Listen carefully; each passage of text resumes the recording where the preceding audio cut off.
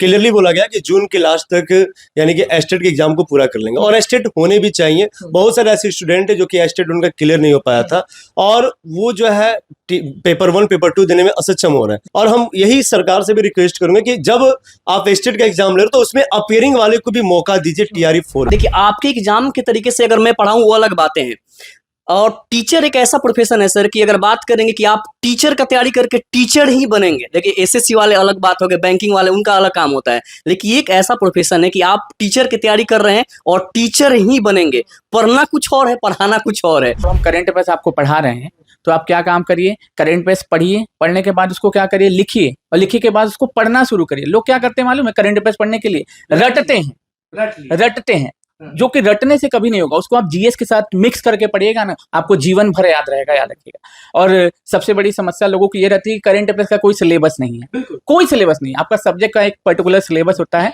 Current affairs अनंत है, समझ लीजिए, रोज बनता है, रोज बढ़ते जाता है। एक साल में आपको 5000 10,000 करंट अफेयर्स हो जाता है। अब समस्या ये रहती है कि सोचते हैं हम सब कुछ पढ़ के जाए। देखिए, जितने भी शिक्षक अभ्यर्थी है ना, वो बहुत परेशान चल रहे हैं TRE 4.0 को लेकर। नमस्कार, मैं हूं निकुल तिवारी और आप वॉइस हब देख रहे हैं। हमारे साथ केशी सर मौजूद हैं। केशी सर, आपकी क्लास में हम आए थे, बच्चे बहुत तारीफ कर रहे थे आपका कि सर जो पढ़ा दिए दोबारा हो रहा है, ऐसा हो रहा है, वैसा। वो सब ठीक है, लेकिन कहीं ना कहीं TRE 4.0 लास्ट माना जा रहा है, क्योंकि चुनाव से पहले ये आखिरी मौका है शिक्षक अभ्यर्थियों के पास। आप क्या समझते हैं, कितने सीटों का ये खेल है, कितने सीट्स पहुंचेंगे? लगभग कोई 90 बोल देता है, कोई 1 लाख बोल देता है, कोई 1.5 लाख बोल देता है। सीट ज्यादा होगा TRE 3.0 से या सेम लेवल? देखिए, सबसे पहले तो मैं आपको, आपके दर्शकों को धन्यवाद करूंगा। बस मैं बस बताना चाहता हूं कि जो भी TRE 4 की वैकेंसी है, TRE 3 की अपेक्षा ज़्यादा भी होनी चाहिए, क्योंकि बहुत सारे ऐसे रिजल्ट हैं जो कि एक ही कैंडिडेट का 2-3 रिजल्ट हुआ है, जिसकी वजह से सीट वैकेंट रह गया था। यानी कि पिछली बार भी जितनी सीट आया था पूरा हो नहीं पाया, तो उसकी भी कुछ वैकेंट सीटें हैं और भी बहुत सारे वैकेंट सीटें जो पहले से बनी हुई हैं। तो उसकी गणना करने के बाद उम्मीद करते हैं कि 1 लाख प्लस जो है इस बार सीट आनी चाहिए। और जी बिल्कुल, 1 लाख प्लस आनी चाहिए, क्योंकि ऐसा लगता है कि बिहार में अभी इतनी सीटों की जरूरत है। लेकिन अभी सबका दिमाग ये भी कह रहा है कि TRE 4.0 से STET लीजिए, STET लीजिए, और लड़ाई भी लड़ रहे हैं कि STET होना चाहिए। तो आपके हिसाब से STET समय पर हो जाएगा, क्योंकि TRE 4.0 सामने है? बिल्कुल, जैसे कि कल जो है एक न्यूज फैल रहा है और कल से न्यूज में क्लियरली बोला गया कि जून के लास्ट तक यानी कि एस्टेट के एग्जाम को पूरा कर लेंगे और एस्टेट होने भी चाहिए। बहुत सारे ऐसे स्टूडेंट है जो कि एस्टेट उनका क्लियर नहीं हो पाया था और वो जो है पेपर 1 पेपर 2 देने में असक्षम हो रहे हैं। लेकिन एस्टेट का एग्जाम होना भी चाहिए। और हम यही सरकार से भी रिक्वेस्ट करेंगे कि जब आप एस्टेट का एग्जाम ले रहे हो तो उसमें अपीयरिंग वाले को भी मौका दीजिए TRE 4 में। अभी जो एस्टेट देंगे वो आप चाह रहे हैं कि वो अपीयरिंग वाले? बिल्कुल, अपीयरिंग में TRE 4 वाले पे भी जरूर उनको मौका दिया जाए। कंपटीशन बढ़ा देंगे बच्चों का। अब तो कंपटीशन बढ़ेगा, तभी तो वहां से एक होता है ना कि लोगों के बीच में से चुनना, यानी कि तभी तो हम हीरा की तलाश करेंगे ना अच्छे से, कि कौन हमारे वो बिहार के भविष्य को, बिहार की शिक्षा व्यवस्था को आगे तक उज्जवल करेगा। तो उसमें तो कंपटीशन। आप इसलिए बोल रहे हैं कि पिछली बार जो STET में फेल हो गए थे, STET नहीं निकाल पाए थे, उन लोगों के लिए सही हो जाएगा कि अपीयरिंग में रहेंगे और अपीयरिंग वालों को मौका? हाँ बिल्कुल, उनको मिलना भी चाहिए मौका। बहुत लगातार तैयारी कर, क्यों नहीं। हाँ, समय की बात करते तो समय तो कम है, लेकिन अब आप सोचोगे कि आप पूरा का पूरा हम डिटेल्स पढ़ लें तो ये तो पॉसिबल नहीं हो पाएगा। ज्यादा से ज्यादा प्रैक्टिस करिए, मोर प्रैक्टिस, मतलब ज्यादा प्रैक्टिस करिएगा। स्टेट के ऊपर सबसे पहले तो आपने अपने पेपर, आपका जो सब्जेक्ट है उसके ऊपर ज्यादा पढ़िए, क्योंकि वो जो है आपकी मेन मार्किंग वहीं से आता है। बाकी लैंग्वेज के पेपर है जो कि सबके लिए कॉमन है, और बाकी जो एबिलिटी आर्ट ऑफ टीचिंग है ये तो लगभग कॉमन है, उसमें आप लोग मेहनत करते रहे, उसका प्रैक्टिस करते रहे। लेकिन ज्यादातर आपका फोकस आपके सब्जेक्ट पे होना चाहिए, क्योंकि वही आगे अगर आप TRE 4 का एग्जाम देते हैं ना, तो उसमें सब्जेक्ट का पकड़ अगर आपका अच्छा पहले से ही है तो उस TRE 4 में भी आप अच्छे से कवर। डायरेक्टली आप कहना चाहते हैं कि सब्जेक्ट पे फोकस हो रहा है? हाँ बिल्कुल, सब्जेक्ट पर ज्यादा फोकस। और अब पढ़ने की टाइम नहीं है, क्योंकि समय बहुत कम है।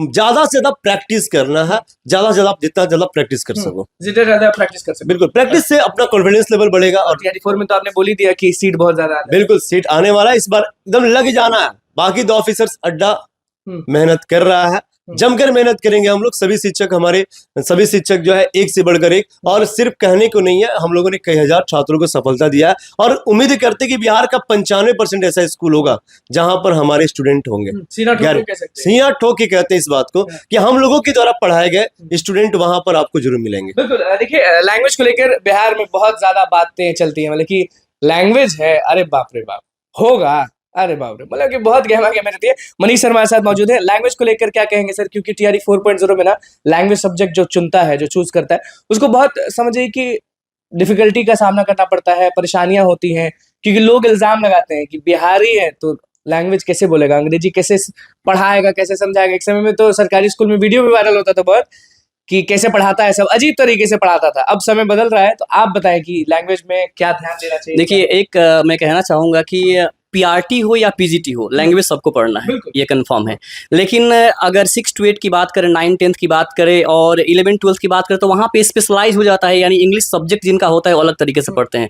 लेकिन पीआरटी वाले इंग्लिश से बहुत ज़्यादा दूर भागते हैं। अब एक बात बताइए कि स्कूल में अगर सभी लोग मैथमेटिक्स पढ़ाएंगे, साइंस पढ़ाएंगे, हिंदी पढ़ाएंगे, तो फिर इंग्लिश कौन पढ़ाएगा? 5वीं क्लास के बच्चों को आप पढ़ाएंगे तो वहाँ पे स्पेशलाइज नहीं है, आप सामान्य शिक्षक में जाएंगे, आपको सब कुछ पढ़ाना है। और बहुत ज़्यादा हार्ड भी नहीं है जितना आप लोग मतलब हवा बना रखे हैं कि इंग्लिश बहुत ज़्यादा हार्ड है, इंग्लिश बहुत ज़्यादा हार्ड है, ऐसा कुछ नहीं है। और जहाँ तक बात करेंगे टीम द ऑफिसर्स अड्डा की, तो मेरा नाम मनीष हुआ और मैं इंग्लिश पढ़ाता हूँ। और आप पढ़िए, यूट्यूब पे बहुत सारी क्लासेस हैं। अंग्रेजी कैसे पढ़े मनीष सर, ये बताइए। मेरे हिसाब से मुझे लगता है कि अगर आपको एबीसीडी आता है तो मैं इंग्लिश सिखाने में सक्षम हूँ, ठीक है ना। अगर आपको एबीसीडी आता है, ए से जेड तक आता है, तो आप इंग्लिश सीख सकते हैं, इसमें कोई किस चीज का ध्यान रखना है अंग्रेजी सीखने में या फिर अंग्रेजी का एग्जाम देने में? हाँ, सब्जेक्ट चूज देखिए अगर ध्यान देना देखिए ध्यान इस बात का देना है कि जितना पढ़े, एक तो सिलेबस बहुत कम है लैंग्वेज इनको पढ़ना है, जैसे आर्टिकल हो गया, सब्जेक्ट वर्ब एग्रीमेंट हो गया, टेंसेस हो गए, मतलब बहुत कम है, लिमिट है, ठीक है। और लिमिट है तो उसको अच्छे तरीके से पढ़ सकते हैं, बहुत ही अच्छे तरीके से पढ़ सकते हैं। देखिए पढ़ना अलग, देखिए आपके एग्जाम के तरीके से अगर मैं पढ़ाऊँ वो अलग बातें हैं। और टीचर एक ऐसा प्रोफेशन है सर कि अगर बात करेंगे कि आप टीचर का तैयारी करके टीचर ही बनेंगे, देखिए एसएससी वाले अलग बात हो गए, बैंकिंग वाले उनका अलग काम होता है, लेकिन ये एक ऐसा प्रोफेशन है कि आप टीचर की तैयारी कर रहे हैं और टीचर ही बनेंगे। पढ़ना कुछ और है, पढ़ाना कुछ और है। पढ़ना है आपको अपने कंपटीशन के अनुसार, पढ़ाना है बच्चों के अनुसार, ठीक है ना। तो पिचिंग भी किस प्रकार से आप डिलीवर कर रहे हैं, आपको शिक्षक से ये भी सीखना चाहिए कि हम तो पढ़ रहे हैं, डेफिनेटली सिखाते हैं हम लोग, इसीलिए तो जाने जाते हैं टीम। ऐसे कैसे केसरी सर ने कहा कि 95% हमारे बच्चे, और ये सत्य है। आप कहीं भी किसी स्कूल में जाकर पूछिएगा, टीम द ऑफिसर्स अड्डा के एक एक शिक्षक के बारे में बच्चे बता दें कि हाँ जी हमने पढ़ा था, मनीष सर से पढ़ा था, केसरी सर से, अंकेश सर से, शंकर सर से पढ़ा था। डेफिनेटली बिल्कुल आप पहुंचिए। आप जो सब्जेक्ट पढ़ाते हैं उसको लेकर समझ जाइए कि बड़ा लोग झेलता है एक तरह से कि करंट अफेयर क्या करें, कब का पढ़ें, कब का नहीं पढ़ें। तो करंट अफेयर याद कैसे करेगा? मतलब कि जो शिक्षक का वृत्ति है वो कैसे याद में रखेगा? भूल जाता है कि कब का करंट अफेयर पूछेगा, कब तक का हमको लोग को याद रखना है। तो आप बताएं शंकर सर कि कब तक का याद रखना है? देखिए सबसे पहली बात तो जो स्टूडेंट लोग रहते हैं ना, वो सोचते हैं कि बहुत ज्यादा पढ़ लें, सोचते हैं कि ये भी पढ़ लें, वो भी बुक पढ़ लें, ये भी बुक पढ़ लें, जितना दुनिया भर का चैनल होता है सब जगह से पढ़ने की कोशिश करते हैं, लेकिन को एक जगह फोकस नहीं करते हैं। जैसे कि मान लीजिए जब हम करंट अफेयर्स आपको पढ़ा रहे हैं, तो आप क्या काम करिए, करंट अफेयर्स पढ़िए, पढ़ने के बाद उसको क्या करिए, लिखिए, और लिखिए के बाद उसको पढ़ना शुरू करिए। लोग क्या करते हैं मालूम है, करंट अफेयर्स पढ़ने के लिए रटते हैं, जो कि रटने से कभी नहीं होगा। उसको आप जीएस के साथ मिक्स करके पढ़िएगा ना, आपको जीवन भर याद रहेगा, याद रखिएगा। और सबसे बड़ी समस्या लोगों की ये रहती है कि करंट अफेयर्स का कोई सिलेबस नहीं है, कोई सिलेबस नहीं। आपका सब्जेक्ट का एक पर्टिकुलर सिलेबस होता है, करंट अफेयर्स अनंत है, समझ लीजिए, रोज बनता है, रोज बढ़ते जाता है। एक साल में आपको 5000 10,000 करंट अफेयर्स हो जाता है। अब समस्या ये रहती है कि सोचते हैं हम सब कुछ पढ़ के जाएं, कब का पढ़ें। हाँ कब का पढ़ें। अब बेसिकली आप टीआरई का एग्जाम देखे होंगे 1 2 3 जितना भी हुआ है, ठीक है, तो उसमें आपको 90% क्वेश्चन हमारी क्लासेस से आपको देखने को मिले हैं। 3-3 लाख स्टूडेंट को हमने पढ़ाया है, 3-3 लाख स्टूडेंट को। Kesari sir, Ankesh sir, Manish sir, आप सभी लोग पूछेगा, उन लोगों ने भी 3-3 लाख प्लस स्टूडेंट को पढ़ाया, और सारे छात्रों का current affair ditto line by line पढ़ा है। शिक्षक अभ्यर्थी जो आपको देख रहे हैं वो जानना चाहते हैं कि करंट अफेयर कब का पढ़े। देखिए सबसे पहली बात आप क्या करिए, सितंबर से पढ़ना शुरू करिए, सितंबर से और जून तक पढ़िए, और उसको पढ़ने के बाद क्या करिए, उसको लिख लीजिए। सितंबर 2024 से जून 2025 तक आप पढ़िए उसको। पहले तो डेली वाला जो पढ़ के उसको क्या करिए, डेली वाले पढ़ने के बाद वीकली रिवीजन करिए, वीकली रिवीजन करने के बाद मंथली कंपाइलेशन करिए। बाकी ये 2 ऑफिसर्स अड्डा आपके साथ है ही है, पढ़ाता रहेगा। और अगर हमारी क्लासेस आप करते हैं तो एक बात आप छात्रों से पूछेगा, छात्र बताएंगे, हम नहीं, हमारी क्लास में चीजें याद हो जाती हैं। तो एक बार फिर से क्लासरूम में हम लोग घुसेंगे जरूर, जब केशी सर पढ़ाएंगे या फिर कोई भी टीचर पढ़ाएंगे अपने क्लासरूम में। केशी सर कुछ कहना चाहेंगे शिक्षक अभ्यर्थी जो देख रहे हैं? बस यही कहेंगे कि आप लोग बहुत मतलब कि कमर की पेटी को बांध लीजिए, अब आपके पास समय नहीं है। अगर आपको लगता है कि 10 अगस्त से पहले एग्जाम हो जाएगी, तो एक एग्जाम हो सकती है और ये न्यूज वायरल हो रहा है, तो ये शायद जेन्युइन समय है, रगड़ के पढ़ना है, मेहनत खूब करना है, बाकी हम आपके साथ हैं। तो देख लीजिए भैया, जितने भी शिक्षक अभ्यर्थी हैं उनको समझ में तो आ ही गया होगा कि अब गहमा गहमी तेज हो चुका है। अब नहीं पढ़िएगा तो मौका हाथ से निकल जाएगा। एसटीटी के बारे में सारे शिक्षकों ने क्या बोला वो आपने सुना। टीआरई 4.0 में करंट अफेयर वाली बात हो गई, अंग्रेजी वाली बात हो गई, कैसे पढ़ना है, कितने सीट पर आने वाला है, उस पर भी बात हो गई। तो जो भी चीजें छूट रही हैं वो आप कमेंट बॉक्स में जरूर कमेंट कर दीजिएगा, ताकि उस पर एक अलग से वीडियो बना सके हम लोग। और आप लोग को फिर से बता देते हैं, चुनावी माहौल है, चुनावी सीजन है। टीआरई 4.0 के बाद टीआरई 5.0 का सपना मत ही देखिए। अभी टीआरई 4.0 ही पे रहते हैं अभी, और कब होगा कब नहीं होगा वो भी अभी समझिए टेंशन ही है।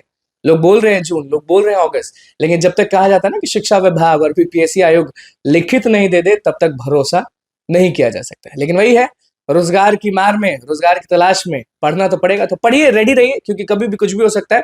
तो टीआरई 4.0 को लेकर सारे शिक्षकों का क्या कुछ करा था वो आपने सुन लिया। तो बस हमारे चैनल को सब्सक्राइब करें, वीडियो को लाइक करें। कैमरामैन के साथ धन्यवाद।